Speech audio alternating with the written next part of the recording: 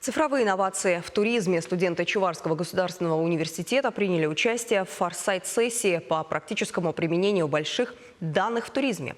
Ее организовала компания МТС. Задача – придумать новые подходы к развитию туротрасли в республике с использованием цифровых инструментов. Что предложили студенты, расскажет Ольга Мартьянова. Тепловая карта со множеством возможностей и фильтров. Современные эти решения позволяют анализировать огромные массивы информации в несколько кликов, делать выгрузки, сравнивать тенденции и составлять прогнозы. В ЧГУ на форсайт-сессию собрались лучшие студенты с разных факультетов, чтобы проверить гипотезы по развитию туризма в нашей республике. Технология агрегированных обезличенных данных Big Data МТС позволяет анализировать турпотоки и определять места притяжения для путешественников. С помощью платформы Big Data можно также составить некий цифровой образ туриста, а именно определить, откуда именно к нам приезжают гости, их пол, возраст, где они останавливаются, какие у них интересы, какие места они посещают.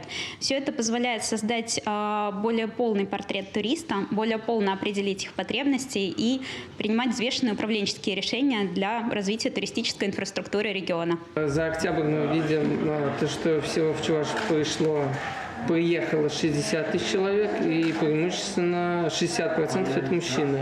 С большими данными работали 5 студенческих команд. Одна из них предложила устроить тур от Канаша к Мокринскому мосту для встречи заката. Прозвучала идея построить у Бресь быстро вызываемый глэмпинг для наблюдения за звездами. Открыть арт-пространство в Чебоксарах. Обустроить кафе с национальной кухней у памятника строителям безмолвных рубежей. А команда-победитель при помощи цифровых инструментов аргументированно доказала жюри перспективность создания этнодеревни в Заволжье. Не секрет, что сегодня открытия и в науке, и в других областях они делаются на стыке разных сфер знаний.